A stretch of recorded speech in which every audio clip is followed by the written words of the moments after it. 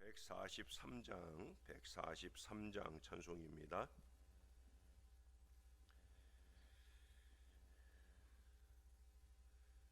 웬 말인가 날 위하여 주 돌아가셨나.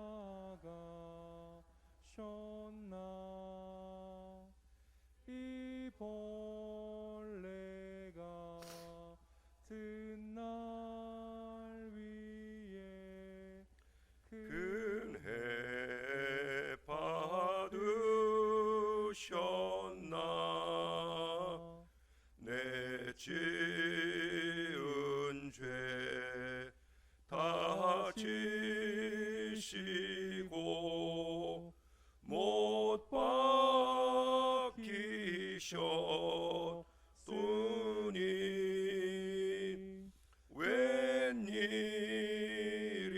웬일인가 웬 은혜인가 그 사랑 크셔라. 주 십자가 못 박힐 때 그 해도 비일고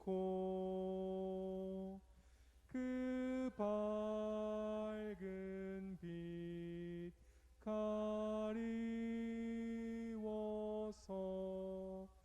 캄캄케 되었네. 나 십자가 대할 때에 그 일이 고마워.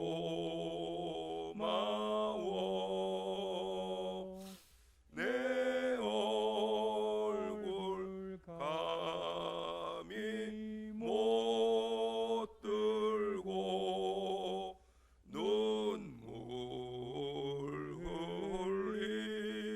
흘리도다. 늘 울어도 눈물로써 못 갚을 줄 알아. 몸 밖에 드릴 것 없어 이 몸 바칩니다.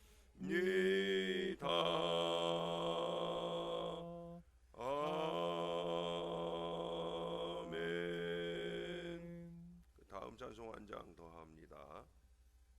144장 찬송입니다. 예수 나를 위하여 십자가를 질 때 세상 죄를 지시고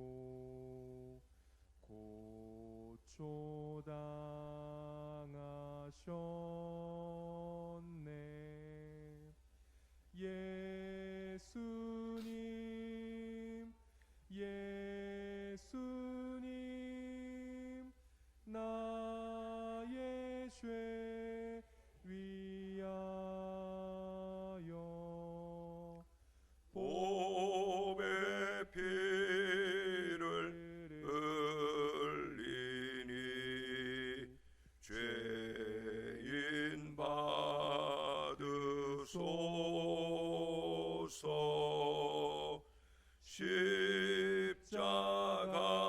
십자가를 지심은 무슨 죄가 있나. 저 무지한 사람들 메시아 죽였네. 예수님 예수님 나의 죄 위하여 보배 피를 흘리니 죄인 받으소서.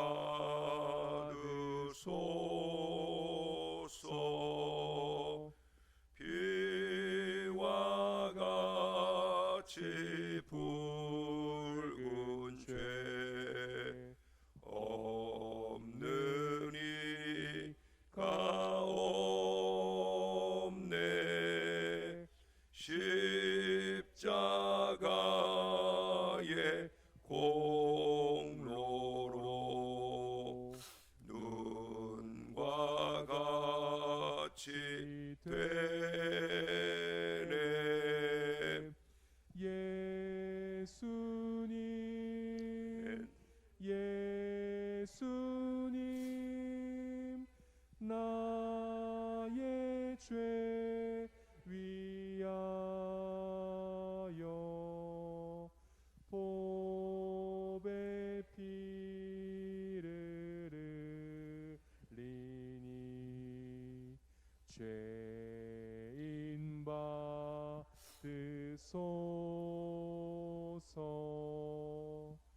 아름답다 예수여. 나의 좋은 친구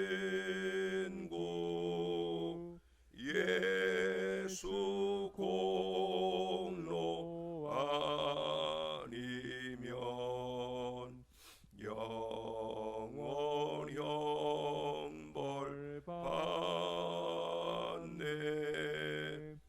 예수님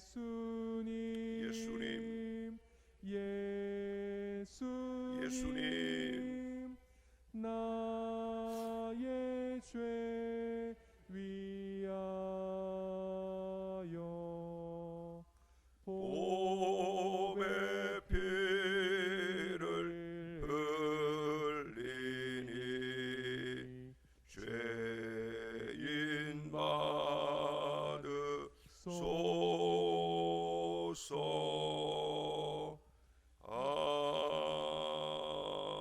아멘. 기도하겠습니다. 좋으신 아버지, 오늘 이 아침에도 저희들을 주의 존전으로 불러 모아 주시니 감사합니다. 어렵고 힘든 시대를 살지만 그래도 여전히 사순절 이 은혜 기간을 만나 주님이 우리 죄를 위해 십자가에 달려 죽으심을 다시 한번 상기하고 감사하는 은혜의 절기로 지날 수 있도록 인도해 주신 것 감사합니다. 더욱더 십자가에 집중하는 신앙이 되게 하시고, 누군가가 나 때문에 괴로운 십자가 지고 가는 인생이 아니라 누군가를 위해서 내가 십자가 지고 주님을 따라갈 수 있는 건강한 믿음이 우리에게 있게 하여 주옵소서. 확진자가 많이 나옴으로 하여 오늘 예정했던 행사가 한 주 연기되지만 다음 주에는 더 풍성한 은혜와 역사가 우리 가운데 체험되는 복된 기회가 꼭 되도록 인도해 주시옵소서. 감사드립니다. 예수님 이름으로 기도합니다. 아멘.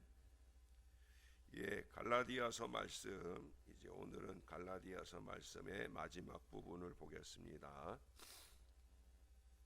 갈라디아서 6장 14절 한 구절만 우리 같이 한번 읽도록 하겠습니다. 시작. 그러나 내게는 우리 주 예수 그리스도의 십자가 외에 결코 자랑할 것이 없으니 그리스도로 말미암아 세상이 나를 대하여 십자가에 못 박히고 내가 또한 세상을 대하여 그러하니라. 아멘.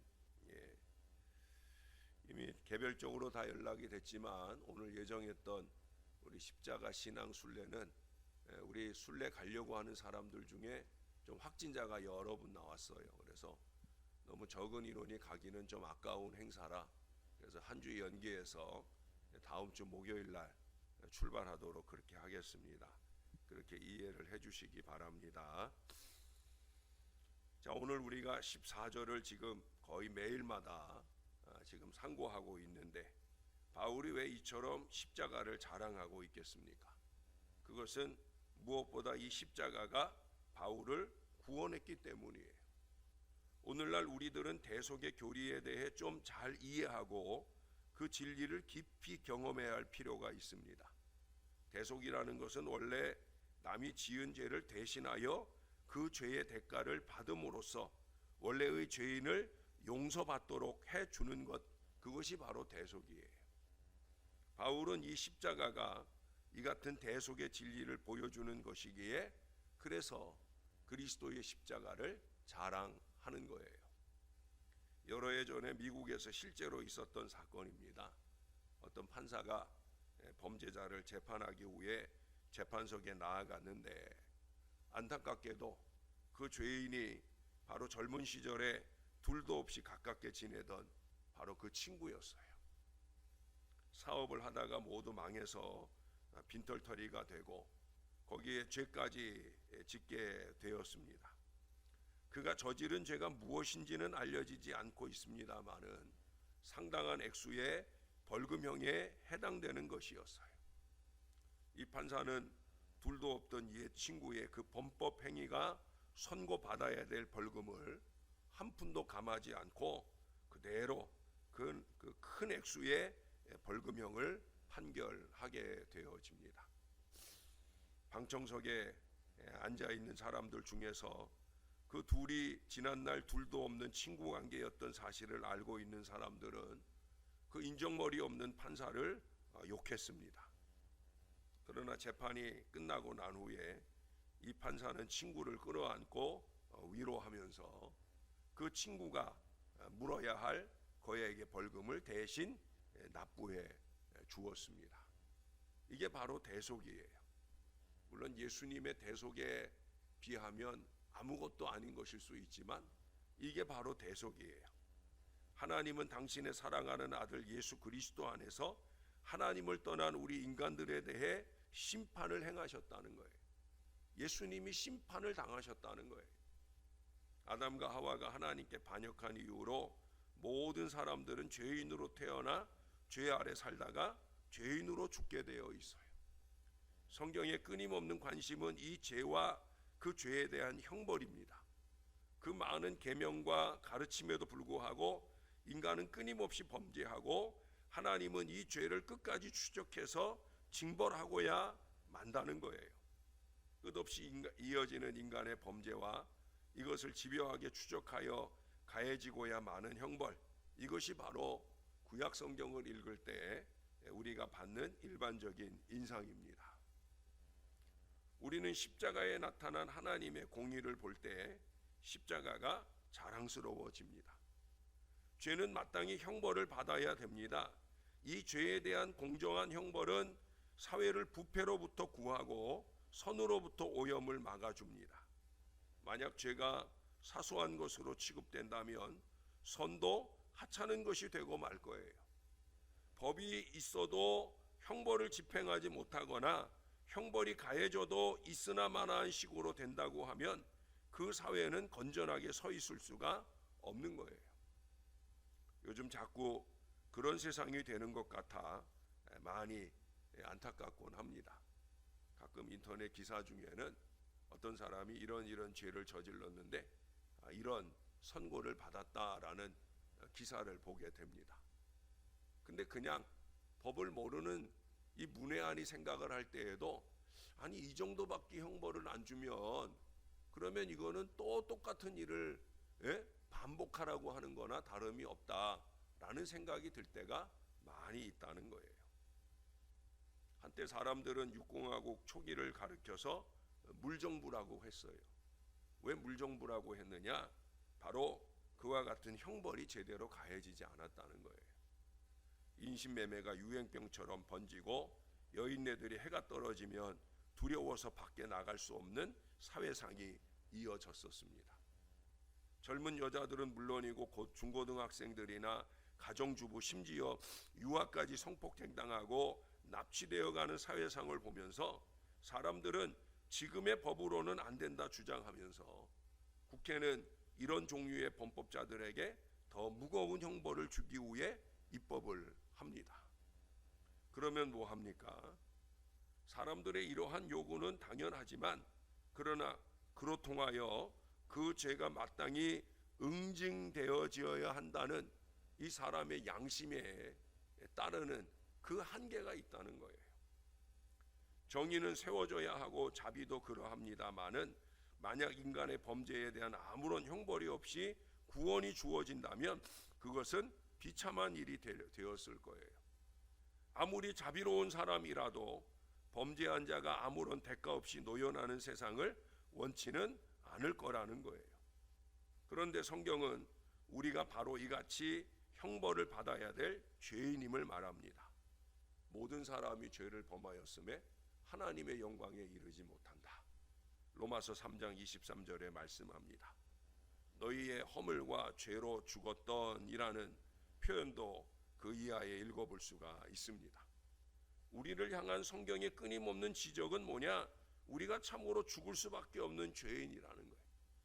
얼마나 큰 죄인인지 그 죄인된 상태가 개선될 여지조차 안 보이는 그런 존재들이라는 거예요. 어느 설교자의 비유처럼 우리의 죄인됨은 마치 여름날에 썩어서 형체조차 알아볼 수 없게 문드러져 버린 그런 정도라고 말하고 있어요. 이 죄는 결코 어떤 구체적인 악행이나 윤리적인 범죄 행위만을 말하는 게 아니에요. 나라의 법을 어긴 그 구체적인 범법 행위가 아니에요. 영어에서 죄를 말하는 게 여러 가지 있지만 크라임이라고 하는 게 있어요. 크라임이라고 하는 것은 우리가 일반적으로 아는 그런 범법 행위, 도둑질을 한다든지 살인을 한다든지 뺑소니를 한다든지 이걸 크라임이라고 그래요. 근데 성경에서 말하는 죄는 크라임을 말하는 죄가 아니에요. 신, S-I-N, 신이에요. 다시 말해서 성경이 십자가의 대속과 관련해서 관심을 갖고 있는 죄는 우리의 영혼과 삶 속에 깊이 뿌리 내리고 있는 그 죄악의 경향성을 말하는 거예요. 악의와 악독, 예? 구체적인 악행이 아니라 죄 짓기를 즐겨하고 악을 행하기를 욕망하는 경향성이에요. 어떤 거는 큰 경향성일 수 있고 어떤 것은 게으름과 나태의 자그마한 경향성일 수도 있어요. 그러나 똑같은 잘못이 끊임없이 답습되어진다고 하면 우리 안에는 말씀을 무시하는 악의와 악독의 신, 그것이 깊이 자리 잡고 있는 것일 수 있다라고 하는 거예요. 한마디로 죄라고 하는 것은 하나님을 떠나 살고자 하는 인간의 마음의 경향을 가리킵니다. 그리고 인간의 모든 악한 행실과 부패는 바로 이 같은 경향에 뿌리를 두고 있어요. 우리가 이 새벽 아침 주님 앞에 오는 이유가 뭡니까? 오늘 하루 동안 내 안에 그런 경향성들이 틈타지 않도록 우리를 지켜주시길 바라는 바로 그 기도를 위해서 이 아침에 모이는 거예요. 처음 시작부터 이 하루를 살아내는 모든 시간 동안에 우리의 마음에 틈타는 악의와 악독과 게으름과 나태의 이 죄를 이겨낼 수 있는 은혜를 주세요 하는 거예요. 성경은 이 같은 우리에게 일찍이 볼 수 없었던 가장 큰 하나님의 사랑이 나타났음을 증거합니다. 얼마 전에도 제가 로마서 5장 8절을 말씀드렸잖아요. 우리가 아직 죄인 되었을 때 그리스도께서 우리를 위하여 죽으심으로 하나님께서 우리에게 대한 자기의 사랑을 확증하셨느니라. 십자가를 말할 때 우리의 공의와 손잡은 하나님의 사랑을 이렇게 자랑하게 되는 거예요. 십자가에 가장 완벽한 하나님의 사랑이 나타났다는 거예요. 아버지와 함께 죄악을 징벌하시던 하나님의 아들이 스스로 우리들의 죄를 짊어지시기 위해 죄인의 모습을 취한 것을 말씀하고 있어요. 빌립보서 2장에 보면 그는 근본 하나님과 본체시라고, 그러나 하나님과 동등됨을 취하기를 사양하시고 오히려 자기를 비워 종의 형체를 가져 우리 사람들과 같이 되었고 사람의 모양으로 나타나셨다 말씀합니다. 이것은 자기를 낮추시고 결국 우리를 위해 십자가에 죽으시기 위함이었습니다. 이것은 자신의 생애에 대한 예수님의 고백이 그대로 이루어진 거예요. 인자에 온 것은 섬김을 받으려 함이 아니라 도리어 섬기려 하고 자기 목숨을 많은 사람의 대속물로 주려 함이니라. 예수님은 말씀하시고 지켜내셨습니다. 지난 토요일에도 말씀드렸죠. 마태복음 16장에 이 점에 대해서 우리에게 충격적인 교훈을 준다고. 이때로부터 예수 그리스도께서 자기가 예루살렘에 올라가 장로들과 대제사장들과 서기관들에게 많은 고난을 받고 죽임을 당하고 제3일에 살아나야 할 것을 제자들에게 비로소 가르치시니 베드로가 예수를 붙들고 간하여 가로되 주여 그리 마옵소서 이 일이 결코 주에게 미치지 아니하리이다. 예수께서 돌이키시며 베드로에게 이르시되 사단아 내 뒤로 물러가라.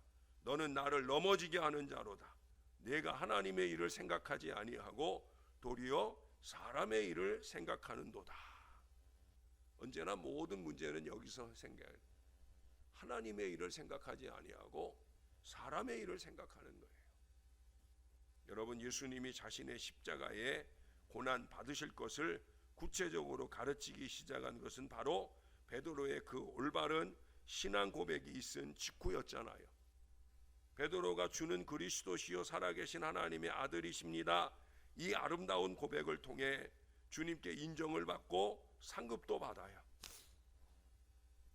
그래서 예수님이 생각하실 때 이제는 모든 사람들을 위해 죽어야 될 자신의 운명, 그것을 말해 주어도 되겠다 생각을 하신 거죠.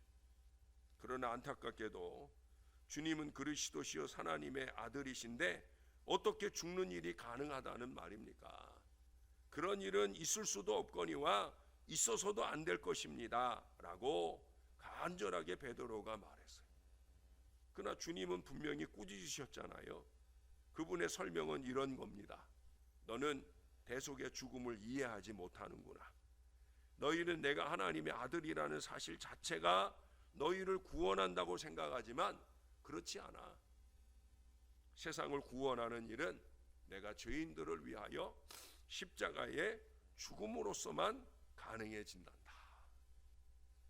대속의 진리에 대한 이해 없이는 결코 십자가에 나타난 하나님의 사랑을 바로 보지 못해요. 십자가를 묵상하면 묵상할수록 우리는 이 대속의 신비에 나타난 하나님의 사랑을 자랑하게 되어집니다.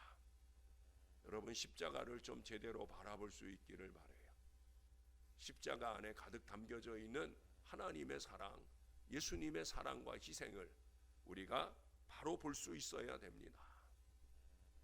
무한히 거룩하시고 영광스러우시며 영원토록 경배를 받으시기에 합당하신 분이시지만 우리 죄인들 중에 하나로 자신을 낮추시고 많은 사람들의 죄를 짊어지셨습니다. 예수께서 갈보리 언덕에서 십자가에 못 박히던 날 기독교는 더 이상 유대교의 품에 있지 아니하였으며 다른 모든 종교의 가르침과 함께 서 있을 수 없었습니다. 왜냐하면 이 십자가는 바로 그 길이요 진리요 생명이었기 때문입니다. 예수 그리스도께서 십자가에 달리신 이 사건은 인간들이 고안해낼 수 있는 것이 아니에요. 어떤 나라 어느 시대 어떤 종교에서도 절대 이 같은 종교적 고안을 이룰 수 없었던 것이라는 거예요.